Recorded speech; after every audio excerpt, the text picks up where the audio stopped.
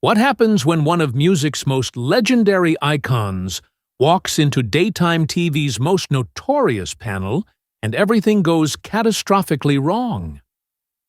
From the moment Cher stepped onto the set, the tension was sharp enough to cut through the applause. What was meant to be a light chat about her new memoir quickly twisted into something darker.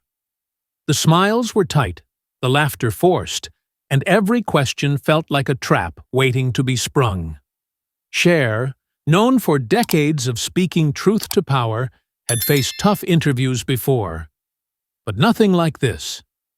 She wasn't walking into a conversation. She was walking straight into an ambush. Cher walked out to the sound of applause that felt more rehearsed than real. Joy Behar stood from behind the desk, arms wide, smile stretched too tight to be sincere. "Cher, our living legend," she declared, voice dripping with overdone warmth. The audience clapped louder, but it was the kind of clapping that followed a signal, not a feeling. Cher smiled back, poised and unreadable, but inside she could already sense it. This wasn't a warm welcome. It was a stage dressed like one. They took their seats, cameras humming, the red light glowing steady. Joy leaned in, still wearing that smile that never quite reached her eyes. "So, Cher," she said lightly, "you've been in this business for what, 5 decades now? You've seen Hollywood change 1,000 times. How do you manage to stay relevant?" The last word hit like a dart, casual on the surface, calculated underneath. The audience tittered uncertainly, unsure if they were hearing admiration or mockery. Cher caught the flicker in Joy's gaze, a challenge dressed as curiosity. Cher's response came slow and steady, her voice silk over steel. "Well, Joy," she said, "I don't think relevance is something you chase. You just keep doing what you love, and the world either keeps up or it doesn't." The delivery was calm, but the words carried teeth. The audience clapped again, polite but cautious. On the panel, something shifted. Joy pretended to laugh. Whoopi adjusted her mic. Sarah and Sunny shared a glance that lasted 1 beat too long. It wasn't random, it was coordination. In the control room, a producer leaned toward the screen. "She's not biting yet," he muttered. Another voice, sharper, answered, "Give it time." This'll trend back on set. Cher crossed her legs, composure unbroken. She'd survived critics, headlines, and hostile interviews before. This was just another stage. But as Joy cleared her throat for the next question, Cher caught it. A fleeting smirk passed between the hosts, the kind that said, "Now it begins." And in that instant, she knew. This wasn't an interview. It was an ambush, and every camera in the room was waiting for her to bleed. The smiles on the panel had begun to tighten. There was a small pause after Joy's question, just long enough for the tension to settle, before Alyssa leaned forward, her tone wrapped in false politeness. "Cher," she began, glancing quickly toward the producers behind the cameras, "you've been very active on social media lately. Some of your tweets have been called controversial." She let the word hang in the air like smoke. "Do you ever worry that being so outspoken might alienate some of your fans?" Cher tilted her head slightly, as if studying Alyssa under a microscope. The phrasing was familiar, rehearsed. It wasn't really a question, it was an accusation dressed in courtesy. "You mean when I talk about what I believe in?" Cher asked lightly. Alyssa smiled thinly, avoiding her eyes. "Well, you know, people can be sensitive about politics these days." That was Sunny's cue. She leaned in, elbows on the table, her voice dripping with faux concern. "Do you regret being so political at your age?" she asked, stressing the last 3 words just enough to sting. The crowd gave a collective murmur. some uncomfortable, some delighted by the brewing drama. Even Whoopi's expression faltered, realizing the tone of the interview had shifted from admiration to provocation. Cher stayed perfectly still for a moment, as if weighing whether to respond at all. Then she smiled, slow, deliberate, dangerous. "No," she said evenly. "I don't regret using my voice." Maybe more people should her words landed with quiet precision, each syllable sharp as glass. For a moment, no one moved. Then, somewhere above the audience, the red applause light blinked on. But no one clapped. The silence stretched long enough for everyone to feel it. The hosts exchanged nervous glances, unsure whether to move on or double down. Cher sat back in her chair, crossing her arms, calm but unyielding. Her eyes flicked briefly toward the cameras, then back to the panel. She didn't need to say another word. Everyone in that studio, hosts, producers, audience alike, understood what had just happened. The interview had shifted. The warmth was gone. The storm had begun. Joy Behar jumped in before Cher could even finish her next sentence. "But some say your activism alienates fans," she cut in, her tone sharper now, the pretense of warmth fading. The interruption wasn't casual. It was calculated. Her eyes didn't blink. Her smile didn't reach her cheeks. And for the first time, the tension that had been quietly simmering under the surface broke through. The studio lights caught it too. You could feel the temperature shift from talk show comfort to something colder. Raw. Whoopi, sensing where this was heading, shifted uncomfortably in her chair. She tried to jump in, forcing a laugh. Okay, let's not get too deep into politics," she said, half joking, half pleading. "We're just having a conversation." But the damage was done. The pivot came too late. Joy had already thrown the punch, and everyone in the room knew it. The rhythm of the interview was gone, replaced by an uneasy silence, the kind that hums just before thunder rolls. Cher looked straight at Joy, her expression calm but her voice dropping to a lower, sharper register. "Alienating who?" she asked, every word deliberate. "The ones who can't handle honesty?" The line hit like a small explosion, quiet, contained, but powerful enough to shake the room. Her tone wasn't angry yet, just icy, the kind of cold that makes people sit up and realize they've gone too far. The camera operator, sensing the moment, zoomed in tight. On the monitor, you could see the shift, the flash in Cher's eyes, the tension in her jaw, and the faint glisten of sweat forming at Joy's temple. She dabbed it away with a practiced hand, but the camera caught it anyway. It was the kind of image that producers dream of. Real discomfort. Live on air. The tension had reached a strange stillness, the kind that comes right before something breaks. Joy leaned back, pretending to shuffle her notes, and Whoopi forced a laugh that didn't sound natural. Then Sarah Haynes, usually the quiet one, the one who smiled her way through awkward segments, leaned forward with a tone that tried too hard to sound innocent. "Speaking of honesty," she said, "there are rumors about your love life lately." The words hit the air like a dropped glass. It shattered the last trace of civility in the room. A gasp rippled through the studio, sharp and collective, followed by a stunned silence. The kind of silence that makes even the camera operators freeze mid-motion. Cher didn't move at first. She blinked once, then slowly turned her head toward Sarah, her face unreadable.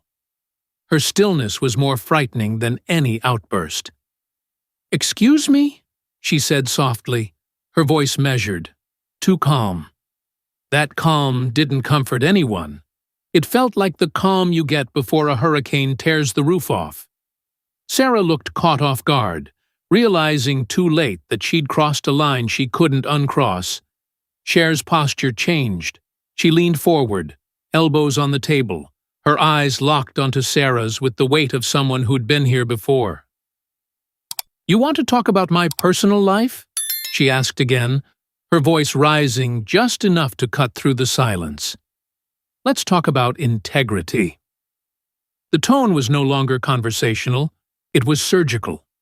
The crowd held its breath. Somewhere in the control room, a producer whispered, "Oh, God!" The moment the words left her mouth, everyone knew the interview was no longer controllable. The line had been crossed, and the fallout was coming fast. Cher's tone snapped like a whip. "You call this journalism? You ambush women for ratings." The fury that had been building for the past 10 minutes finally broke free. Her voice, usually smooth and measured, rose with raw power. "You sit there behind your desks pretending to empower women, but the second one shows strength. You tear her apart." The panel tried to talk over her, 5 voices colliding at once. "That's not fair. We're just asking questions. Cher, please." The noise turned into chaos, the kind of overlapping panic that producers dream about and dread in equal measure. Cher's patience vanished. She slammed her palm on the table, the crack echoing through the studio. "One at a time," she said coldly. "If you dare." The audience gasped, half in shock, half in awe. It was the kind of sound that happens when people realize they're witnessing something they'll talk about for years. In the control room, red lights blinked and voices clashed. "Cut to commercial," one producer yelled. "No," another snapped. "Keep rolling. This is going viral in real time." On stage, Whoopi raised a hand, trying to take control. "All right, everyone, let's just calm down." But her voice cracked halfway through. Cher turned to her, eyes blazing, every inch of her posture radiating defiance. Whoopi hesitated. Then, almost under her breath, she muttered the words that sealed it. "Keep it rolling. We need the numbers." Cher pushed back her chair and rose slowly, the sound of the legs scraping against the floor, cutting through the overlapping noise. Every head turned. She wasn't just standing, she was towering. Her presence filled the space like a storm rolling over the horizon. The cameras adjusted instinctively, catching her full height, her hands gripping the edge of the table as she leaned forward. "You sit here pretending to empower women while tearing them down," she said, her voice steady, cold, and devastatingly clear. The words hit the panel like a slap, shattering the last illusion of control. Sunny tried to hold her ground, her tone dripping with righteousness. "We're not tearing anyone down, Cher. We're holding you accountable." She spoke like someone clinging to a script that no longer fit the moment. Cher turned to her slowly, eyes burning. "No," she said, her voice low and sharp. "You're holding grudges." That line hung in the air like smoke, thick and inescapable. You could almost feel the air pressure drop. The audience, silent for so long, began to stir. First a few murmurs, then claps, then a swelling roar of approval. It wasn't staged. No one looked at the applause light. They were clapping because the power had shifted. The so-called interviewers were no longer in charge. Cher didn't thank them. She didn't even look at them. She just stood there, unmoving, unbothered, unbroken, while the applause grew louder. The panel sat frozen, their practiced smiles gone, their papers forgotten. For the first time, they looked small. Joy Behar couldn't take it anymore. Her face flushed, her voice cracked, and all the restraint she'd practiced evaporated. "Maybe your moment has passed," she shouted, cutting through the noise. The words echoed louder than she meant them to, and the audience gasped. Even her co-hosts turned toward her, wide-eyed. Cher's response came not with words, but with a laugh. A low, cold sound that seemed to vibrate through the studio. It wasn't humor. It was disbelief, seasoned with contempt. My moment? She repeated, her voice dripping with quiet fury. My moment built your careers. Don't you forget that the line struck like thunder. Whoopi whispered under her breath. Oh my God! But the mic caught it. The audience was dead silent again, half in awe, half in shock. The cameras zoomed in tight, framing the contrast. Joy's anger, Cher's icy calm, the panel's stunned faces. A stagehand froze mid-step behind the curtain, too afraid to move. Near the edge of the set, two security guards stepped forward, unsure if they were supposed to intervene or just watch. One whispered to the other, Are we really doing this live? Cher didn't blink. She leaned slightly closer to Joy, her voice soft, but cutting. I didn't come here to relive my glory days, sweetheart. I came here to remind people that legends don't ask permission to speak. While chaos brewed on the stage, the control room descended into its own kind of madness. Monitors flickered with overlapping angles, close-ups, audience shots, wide pans of the chaos unfolding live. Cut to break! One producer screamed into his headset, his voice cracking. Cut to break before this tanks us! The director didn't move. He was glued to the main monitor, his eyes wide. No, he said quietly. This is gold. His hand hovered over the switch, but never pressed it. Behind him, a few crew members exchanged uneasy glances. One of them, a sound tech, muttered under his breath. She's not wrong. They did ambush her. A lighting operator, trembling but inspired, slowly pushed the brightness up a few degrees. The result was stunning. Cher, still standing tall, bathed in a warm golden light that made her look almost ethereal. The co-hosts, by contrast, sat in harsher shadows, their expressions tight and exposed. Back on stage, Joy tapped her earpiece, whispering to the producers. They're telling me to wrap this up, she said through clenched teeth, forcing a smile for the cameras. Cher heard her. She leaned closer, her voice low but easily picked up by the microphones. Too late, she said, almost like a warning. The silence, after Joy's last jab, was thick enough to choke on. Cher stood still, eyes locked on her, voice trembling, not with fear, but with fury. You question my stability, she repeated slowly, each word deliberate and razor-sharp. The audience shifted uncomfortably, sensing that they were no longer watching a talk show, but a reckoning. Cher's hands trembled slightly as she gripped the edge of the table, her control slipping, but her fire unbroken. I've survived sexism, censorship, and mockery from men who couldn't last a day in my shoes, she said, her voice rising, steady but shaking with emotion. The room was dead quiet. Not a cough, not a whisper. Just the sound of her truth cutting through the air like thunder. She turned her gaze across the panel, meeting each host's eyes. And you, 5 women, think you can break me? Her voice cracked just once, not from weakness, but from the weight of decades behind it. The camera zoomed in, catching the tear she refused to let fall. Joy tried to respond, her voice soft and faltering. Cher, that's not what we... But she couldn't finish. Her throat closed. Whatever authority she thought she had was gone. Then, the sound of clapping. One person at first, then another. Within seconds, the studio erupted. No cue lights, no signals, no direction. The applause was raw, real, and unstoppable. The audience was on its feet, cheering not for drama, but for defiance. Cher didn't smile. She didn't bow. She simply stood there, the embodiment of survival and strength, while the noise built around her like a wave. For once, she wasn't the performer. She was the truth they'd all been waiting to see. The control was gone. The studio had turned into a live wire of panic and emotion. Sarah, sitting at the far end of the desk, broke first. Tears streamed down her face as she covered her mouth, the pressure of the chaos finally too much. "I didn't mean," she whispered, but no one was listening. Whoopi slammed her note cards down with a sharp crack.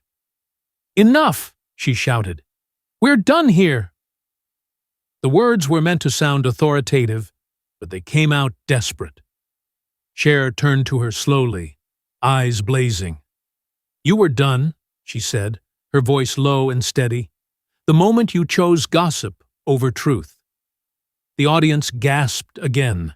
Whoopi looked away, jaw clenched, knowing there was no recovering this. Two security guards moved closer to the edge of the set, waiting for a signal to step in. Cher caught the motion out of the corner of her eye and snapped, "Don't touch me." The command froze them where they stood. Her tone wasn't loud, but it carried power, the kind that silences entire rooms. The guards stopped in their tracks, realizing they were standing in front of a woman who didn't need protection. She was the danger now. In the control room, the chaos mirrored the stage. "What the hell do we do?" one producer shouted. Another, younger one, staring at his phone, muttered, "She's trending already." The room went silent for a beat as he read the words on his screen. "Check Twitter," he said quietly. "It's everywhere." Seconds later, the live feed flickered. Glitches rippled through the broadcast as millions of viewers tried to refresh their screens. Twitter, YouTube, and TikTok flooded with the same words. "Cher destroys the view live." Hashtags exploded in real time. Hashtag Cher V's the view. #, Justice for Cher. Legends don't flinch. What had started as a PR segment had just become one of the most viral meltdowns in television history. In the control room, a staffer with both hands on his headset muttered, "A BCPR is going to lose their minds." Another shouted, "Cut to commercial." But the stage manager's voice came over the speaker before he could hit the button. "We're still live," he barked, panic lacing every syllable. On stage, the hosts sat in frozen horror. Nobody spoke. Nobody blinked. The applause from moments earlier had died into stunned silence. Cher, still standing, slowly turned toward the main camera. Her expression was calm again, but her eyes were ablaze. "To everyone watching at home," she said clearly, her voice steady as steel, "this is what cowardice looks like." The control room erupted. Too late to mute her. Too late to save it. The feed went out seconds later, but the damage was done. Within minutes, millions of clips were circulating online, each one dissecting the confrontation frame by frame. Comment sections lit up. Headlines began to form. Cher had walked into an ambush and turned it into an awakening. The world was watching, and she had won. The studio was still humming with the echo of chaos when Cher reached for her notes. She didn't rush. Every motion was slow, deliberate, and dignified, like she was reclaiming the room piece by piece. She gathered her papers, smoothed them once, and slipped them into her purse. The hosts sat frozen, their microphones still live but useless now. Cher finally broke the silence. "You know the difference between us?" she said quietly, her voice steady but edged with exhaustion. She looked at them, not with hatred, but with something colder. Pity. "I build women up," she continued. "You tear them down." The line hung in the air, heavy as stone. No one dared to interrupt. Cher pushed her chair back and stood, her heels clicking sharply against the studio floor. As she began walking toward the studio doors, the first sound came from the audience, a single clap. Then another, and another. Within seconds, the entire room erupted in applause, the kind that no cue light could fake. Some were cheering out of admiration, others out of guilt. but all were on their feet. Cher didn't turn back. She just kept walking, shoulders squared, head high, the weight of the spotlight following her until the very end of the stage. When she reached the exit, she paused for half a heartbeat and glanced toward the cameras. No smirk, no wave, just a calm, unflinching stare. Then came the sound, the soft, decisive click of the door closing behind her. It echoed through the studio like a verdict, louder than any words, sharper than any line she'd spoken. The legend had left the building, but her presence lingered like electricity in the air. When the door closed, no one moved. The only sound was the faint hum of the studio lights and the slow exhale of an audience unsure what they had just witnessed. The panel sat in silence, eyes fixed on the floor, makeup streaked under the heat of the lights. Whoopi was the first to speak, her voice barely above a whisper. "We went too far," she said, more to herself than anyone else. No one argued. Joy picked up her phone, hoping for distraction, and froze when she saw the notifications flooding in. The headlines were already spreading. Cher walks out of the view after explosive clash. Sponsors were pulling their logos from the upcoming segment. The control room phones wouldn't stop ringing. Clips were being cut, reposted, dissected. Within minutes, the moment had escaped their control entirely. It belonged to the world now. Backstage, Cher's PR team sat in a quiet corner, their phones lighting up like a fireworks show. One of them typed out a single tweet and hit send. Integrity isn't for sale. Cher within an hour, it had 1 million likes. Within 12, 10 million. By morning, the clip had hit 100 million views across every platform imaginable. It was everywhere, from news tickers to fan edits. The View had tried to stage a takedown, but instead, they'd handed a legend her crown back. By the next week, media outlets had already given it a name. The day The View imploded. Commentators called it the most shocking live television moment of the decade. But beyond the headlines, something deeper began to happen. Feminist writers and cultural critics started reframing the moment, not as a meltdown, but as a reckoning. They called Cher's outburst a masterclass in standing your ground, a confrontation that exposed the ugly truth behind performative empowerment. Younger artists, singers, actresses, influencers posted tributes. "That's how you handle disrespect," one caption read, under a photo of Cher mid-stand, defiant and unbothered. Memes flooded social media, but even in the noise, the message was clear. She hadn't lost control. She'd taken it back. Weeks later, in a quiet interview, Cher spoke about that day. The tone wasn't bitter, just honest. "I wasn't angry at them," she said, her voice calm and reflective. "I was angry at a system that rewards cruelty. That punishes women for aging, but celebrates them when they tear each other apart." Her words resonated far beyond television. They became a mirror for an industry that had spent decades disguising malice as entertainment. The final image the world saw of her wasn't from The View. It was from her return to the stage weeks later. The lights dimmed, and a single spotlight followed her as she stepped into view. The crowd roared before she even said a word. Then, as the opening notes of "You Haven't Seen the Last of Me" filled the air, she smiled. A quiet, knowing smile. It wasn't just a song anymore. It was a statement, a promise. And as the audience rose to their feet, chanting her name, one truth became impossible to ignore. Cher hadn't just survived that day. She had transformed it into legend. History had come full circle, and once again, she stood exactly where she belonged, at the center of the stage, unshaken, unforgotten, and utterly unstoppable. If this moment shook you, hit subscribe so you never miss stories like this. Every week, we bring you the raw truth behind television's most explosive showdowns, where power meets emotion, and legends remind the world who they really are. Subscribe now and be part of the story, because the next confrontation might just change everything.